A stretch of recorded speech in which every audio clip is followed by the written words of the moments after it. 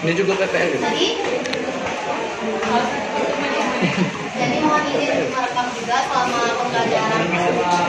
Jadi tolong kontribusinya masing-masing. Oke, Bu.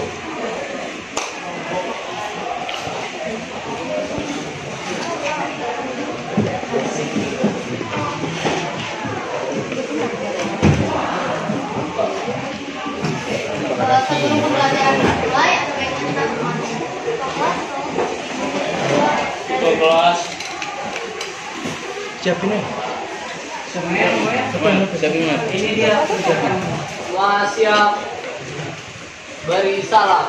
Assalamualaikum warahmatullahi wabarakatuh.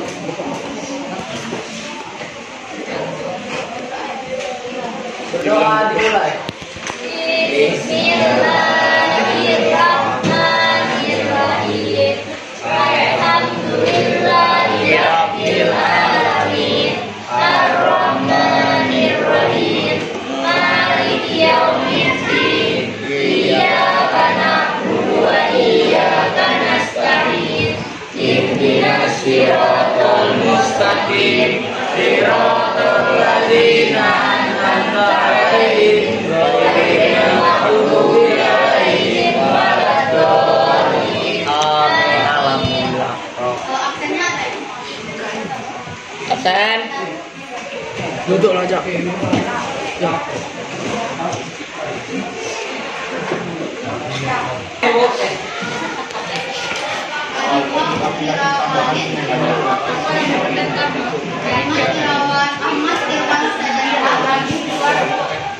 Ahmad Irwan Axel.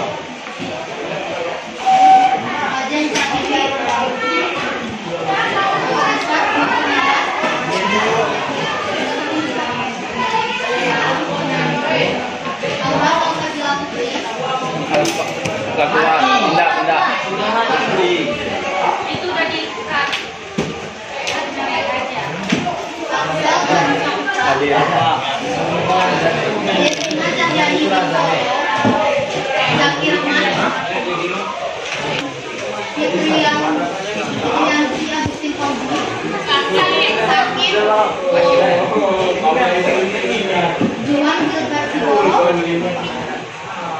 Hari nama dia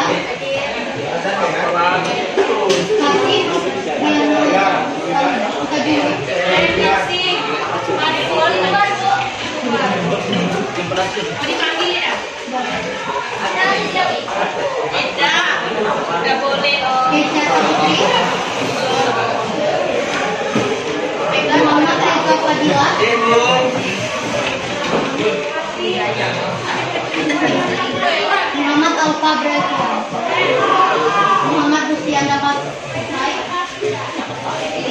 Muhammad Razan Al-Hadi, Muhammad Rizky Ramadi, Muhammad Zaki Al-Fikri, Muhammad Zulfiansa, Festarani Esa Musir, Putri Nuzini, Rofinda Ayu Larasati,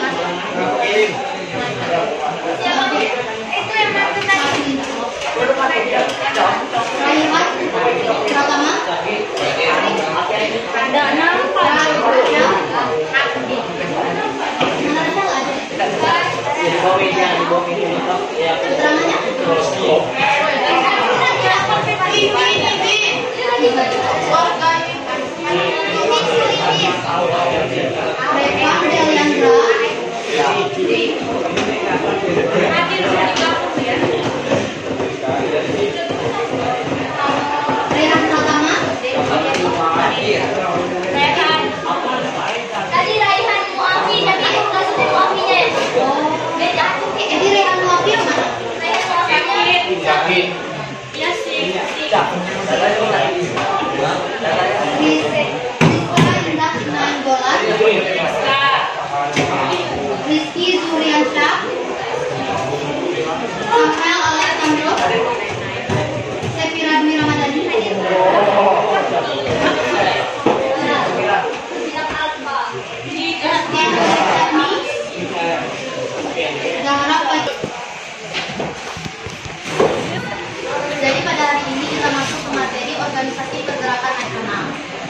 sejarah dari pergerakan nasional ini tentunya tidak lepas dari bagaimana kondisi politik, bagaimana kondisi sosial dan kondisi ekonomi rakyat Indonesia pada saat mereka dijajah oleh Belanda. Jadi selama Belanda menjajah Indonesia itu selama kurang lebih dari 3 abad. Nah, jadi selama 3 abad itulah Belanda menguasai seluruh sumber daya alam dan tenaga kerja Indonesia dengan sistem tanam paksa, perdagangan monopoli dan sistem pajak yang tinggi, sehingga membuat rakyat Indonesia pada saat itu mengalami kemiskinan, mengalami kelaparan, bahkan pada saat itu tingkat kematian sangat tinggi. Lalu pada akhir abad ke-19 dan awal abad ke-20 mulai terjadi perubahan-perubahan atas perkembangan pergerakan nasional di Indonesia. Dan tentunya ada 5 faktor yang memicu perkembangan tersebut. Yang pertama, politik etis. Jadi politik etis ini terjadi pada tahun 1901, di mana Ratu Wilhelmina dari Belanda mengumumkan politik etis atau politik balas budi dengan tujuan untuk meningkatkan kesejahteraan rakyat Indonesia dengan 3 program. Yang pertama imigrasi, yang kedua inflasi, dan yang ketiga irigasi. Jadi politik etis ini membuka peluang besar untuk rakyat Indonesia, membuka peluang besar kepada rakyat Indonesia untuk mendapatkan pendidikan yang lebih baik dan yang lebih luas dari sebelumnya.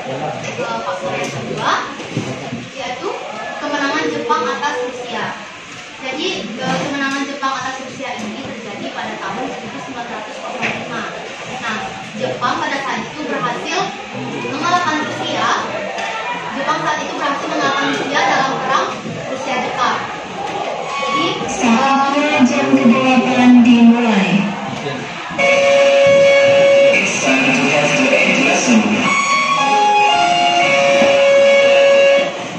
Jadi kemenangan Jepang inilah yang menunjukkan bahwa negara-negara dari Asia itu juga mampu mengalahkan negara dari Eropa yang katanya negara Eropa itu jauh lebih kuat dari negara Indonesia. Faktor yang ketiga yaitu kebangkitan nasional di negara-negara Asia dan Afrika. Pada awal abad ke-20 banyak negara-negara dari Asia dan negara-negara dari Afrika seperti Turki, India, Cina dan Filipina, mereka mulai menuntut kemerdekaan kepada negara Eropa. Faktor selanjutnya yaitu perkembangan komunikasi dan transportasi. Pada awal abad ke-20, teknologi dalam bidang komunikasi dan transportasi mulai berkembang di Indonesia.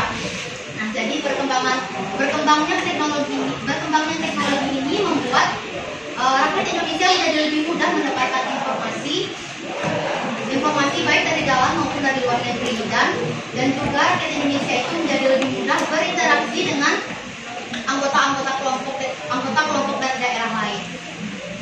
Faktor yang terakhir atau faktor yang kelima yaitu tumbuhnya paham-paham baru. Pada awal abad ke-20 banyak paham-paham baru yang masuk ke Indonesia melalui media cetak, melalui buku-buku dan melalui organisasi internasional.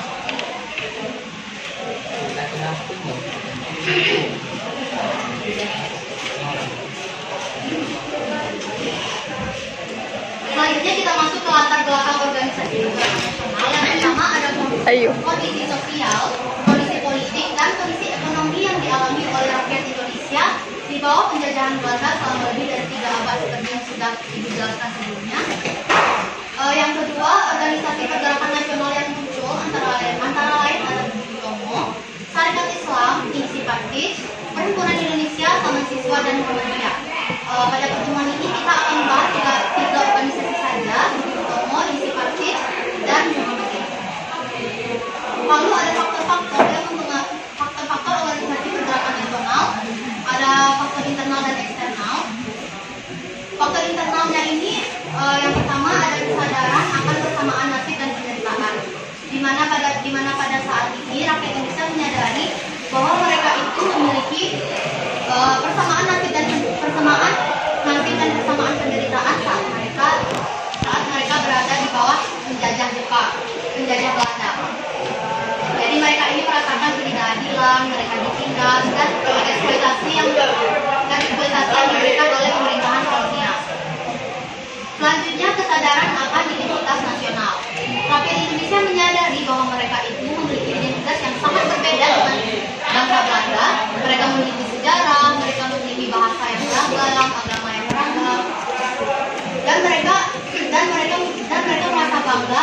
dan cinta tanah, dan mereka merasa bangga akan hal-hal itu. Faktor internal yang terakhir yaitu kesadaran akan hal-hal politik. Jadi pada kesadaran akan hal-hal politik ini berarti bahwa rakyat Indonesia itu menyadari bahwa mereka memiliki hak-hak politik yang harus dihormati dan yang harus dipenuhi oleh pemerintah kolonial. Dan pada saat itu mereka juga sudah menolak kebijakan-kebijakan yang merugikan rakyat Indonesia seperti tanam paksa, perdagangan monopoli, wajib militer, dan pajak. Lalu masuk ke faktor eksternal, yang pertama ada Perang Dunia I yang terjadi pada tahun 1914 hingga 1918. Perang Dunia I ini melibatkan banyak negara di dunia, termasuk Belanda dan sekutunya, melawan Jerman dan sekutunya. Yang kedua ada Revolusi Rusia yang terjadi pada tahun 1917, di mana revolusi Rusia ini memberikan inspirasi bagi rakyat Indonesia untuk melakukan revolusi sosial di negara Indonesia.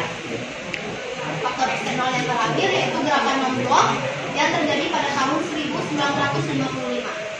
Jadi gerakan non-blok ini adalah sebuah organisasi internal Uni Soviet dan sekutunya. Selanjutnya tujuan organisasi pergerakan nasional untuk mencapai dan mempertahankan kemerdekaan Indonesia dari penjajahan Belanda ada 3 tujuan utama. Yang pertama, kemerdekaan politik. Jadi kemerdekaan politik ini berarti bahwa Indonesia itu memiliki hak untuk menentukan dan membentuk sistem pemerintahannya sendiri tanpa adanya campur tangan dari pihak luar. Yang kedua, kemerdekaan ekonomi. Kemerdekaan ekonomi ini yaitu rakyat Indonesia ini juga memiliki hak dan kebebasan untuk mengelola seluruh sumber daya alam dan tenaga kerja di Indonesia tanpa adanya tekanan dari pihak luar. Dan yang terakhir, kemerdekaan sosial budaya, yang berarti bahwa rakyat Indonesia itu mempunyai hak dan kebebasan untuk melestarikan budaya-budaya mereka, bahasa, agama, dan lain sebagainya tanpa adanya pengaruh dari budaya luar. Sekarang kita masuk ke organisasi Pergerakan Nasional Indonesia. Yang pertama ada Budi Utomo. Budi Utomo ini didirikan di Indonesia pada tanggal 20 Mei pada tahun 1908 oleh para pelajar Stovia. Tokoh-tokoh Budi Utomo yaitu ada Sutomo, Gunawan Mangunkusumo, Suradi, Gondo Suwarno, Angga Projo Sudirjo, Muhammad Sulaiman, M. Suwarno, Muhammad Saleh, dan R.M. Gumbre. Dan Budi Utomo ini berakhir pada tahun 1935. Yang kedua ada Indisi Partis. Indisi Partis ini didirikan di Indonesia pada tanggal 25 Desember pada tahun 1912 oleh 3 serangka yaitu Dewa Seker, Cipto Mangunkusumo, dan Suwardi Suryaningrat. Dan Indisi Partis ini bertujuan untuk memperjuangkan hak-hak politik dan sosial bagi rakyat Indonesia, termasuk hak untuk mendapatkan pendidikan dan kesempatan kerja yang sama dengan orang Belanda. Lalu Indisi Partis ini dibubarkan pada 4 Maret tahun 1913. Dan yang terakhir Muhammadiyah. Muhammadiyah ini didirikan pada tanggal 18 November tahun 1912 oleh Ki Hajar Ahmad Dahlan di Yogyakarta. Organisasi Muhammadiyah ini sendiri bertujuan untuk membenahi agama dan umat Islam di Indonesia serta meningkatkan rasa simpati kepada para pengikutnya. Muhammadiyah ini mendirikan lembaga-lembaga pendidikan dan kesehatan seperti sekolah, pesantren, rumah sakit, dan lain-lain. Nah, sekarang tugas kalian, Ibu akan bagi kalian dalam beberapa kelompok. Nanti materinya akan Ibu berikan. Kelompoknya kalau dibagi kelompok yang mana aja? Baru. Lama. Berubah. Lupa, Bu. Aku lama dan ada berapa kelompok? Yang lama lupa. Bapak, saya boleh nonton? Nontonnya di oh, kelompoknya tadi. Jadi kita pakai kelompok lama aja. Satu mana? Jadi sekarang dulu per kelompok dulu ya. Devi ada kan? Iya, Devi. Tidak usah lah, Bu, yang kamu, Ben. Aku lah yang Jadi gimana Tetap.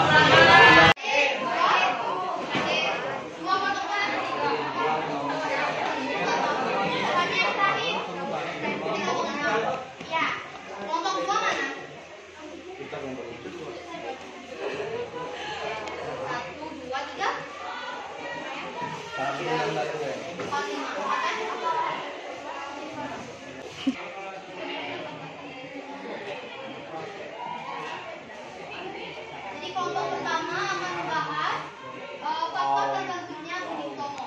Kelompok pertama faktor terbentuknya gunung Tomo. Kelompok kedua mana?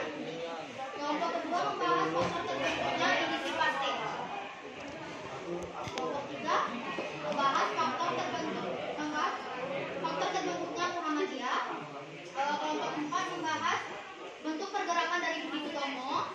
Kelompok lima membahas bentuk pergerakan dari indisi pasir.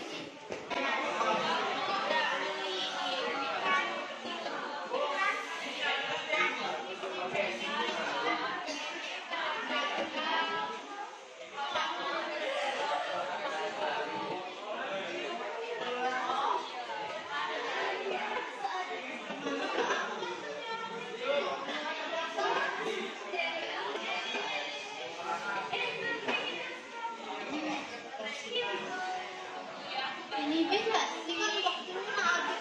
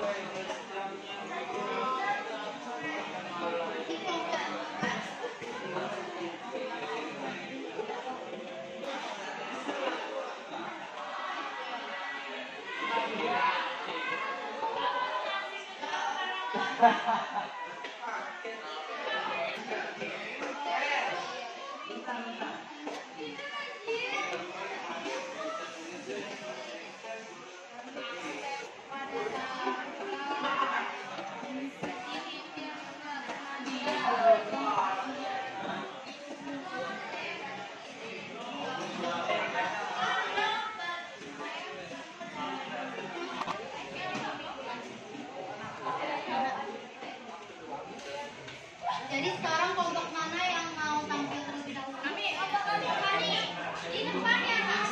Mau pada lebih depan.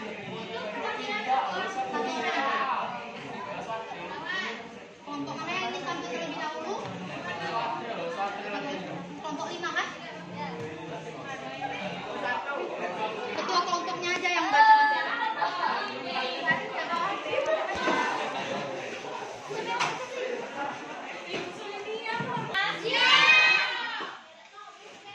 Kami dari kelompok 5 ingin mempresentasikan yang ulang Bu.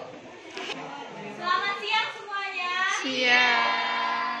Kami dari kelompok 5 akan mempresentasikan hasil diskusi yang telah kami diskusikan dari tadi. Sebelum itu, alangkah baiknya kami memperkenalkan diri terlebih dahulu. Perkenalkan, nama saya Raftinda Yularasati Sitangga. Saya Bunda Ini, saya Pesta Rani.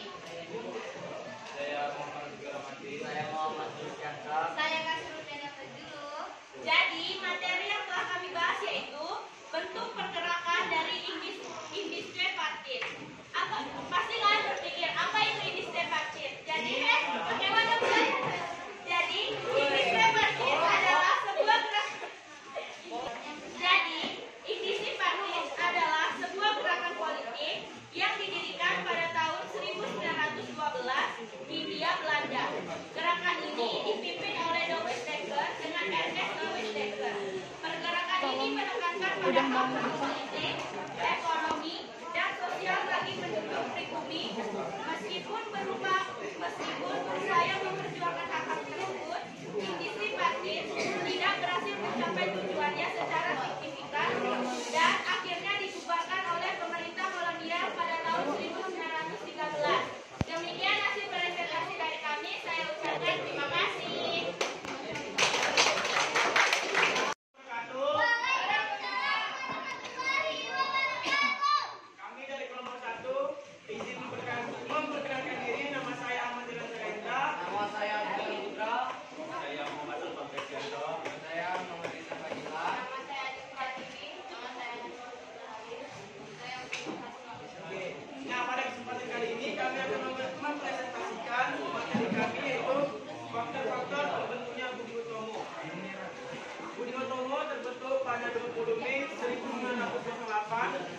Jakarta sebagai respon terhadap kolonialisme dan kebutuhan untuk memajukan pendidikan dan kebudayaan Indonesia. Faktor-faktor terbentuknya Budi Utomo melibatkan pola kekhawatiran terhadap pendidikan yang didominasi Belanda, keinginan untuk melestarikan budaya Indonesia, serta dorongan untuk meningkatkan kesejahteraan masyarakat. Nah itu dia presentasi dari kami. Kurang lebih saya mohon maaf. Wassalamualaikum warahmatullahi wabarakatuh. Waalaikumsalam warahmatullahi wabarakatuh. Samuel. Waalaikumsalam warahmatullahi wabarakatuh.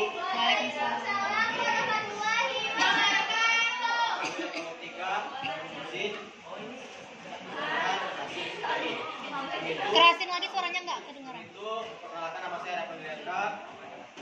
Saya Zaki Rahman. Saya Rehan Pratama. Saya Nurul Reza. Yang pertama dibacakan oleh Fakta terbentuknya organisasi Muhammadiyah. Organisasi Muhammadiyah terbentuk pada tahun 1919, di mana sebagai respon terhadap kondisi sosial, ekonomi, dan pendidikan masyarakat Muslim pada saat itu.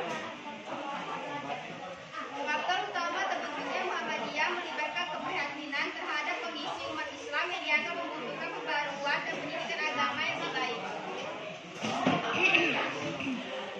gerakan ini diinisiasi oleh Ki Haji Ahmad Dahlan membangun umat Islam melalui pendidikan sosial dan kesejahteraan. Jadi kesimpulannya dapat disimpulkan bahwa faktor terbentuknya organisasi Muhammadiyah adalah prihatin akan kondisi umat Islam pada saat ini. Ya, dan kelompok kami. Wassalamualaikum warahmatullahi wabarakatuh. Waalaikumsalam warahmatullahi wabarakatuh. Kelompok selanjutnya.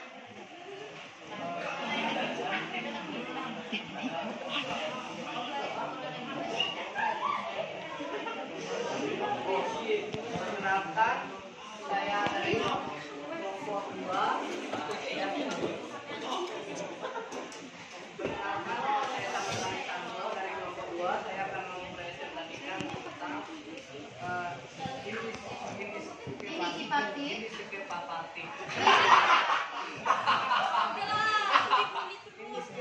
adalah partai politik yang didirikan tahun 1912 di Hindia Belanda yang sekarang merupakan bagian dari Indonesia. Faktor terbentuknya indikatif partai melibatkan ketidakpuasan terhadap diskriminasi rasial dan ketidaksetaraan politik yang dialami oleh orang Indo keturunan campuran Eropa Asia. Di bawah pemerintahan kolonial Belanda, partai ini didirikan oleh sejumlah tokoh Indo yang menginginkan perubahan dalam sistem politik dan sosial Hindia Belanda. Sekian, terima kasih. Kelompok terakhir ya. Kelompok 4 ya.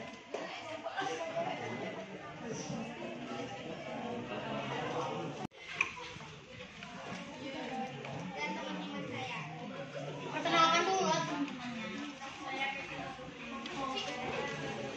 Saya Kalina Madia. Saya Muhammad Fikri. Saya mengikuti yang saya. Saya Muhammad Hadi.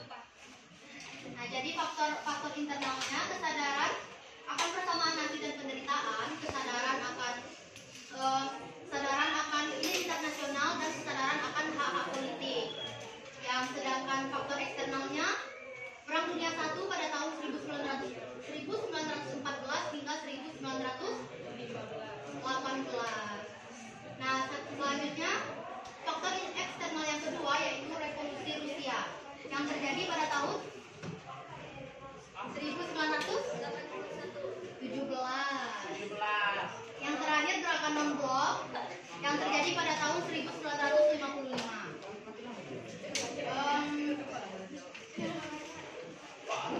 Selanjutnya, Organisasi Pergerakan Nasional Indonesia, Budi Utomo, siapa yang masih ingat pada tanggal berapa didirikan? 20 Mei. Tahun 1998. dan berakhir pada tanggal 41. Betul ya, Bu? 1935.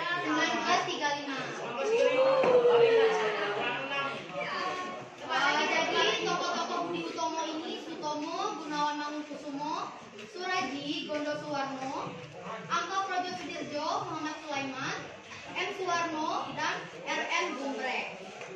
Nah, selanjutnya indisi partit yang didirikan pada tanggal 25 Desember tahun 1912 ya, dan dibubarkan pada tanggal 4 Maret 1913. Dan Muhammadiyah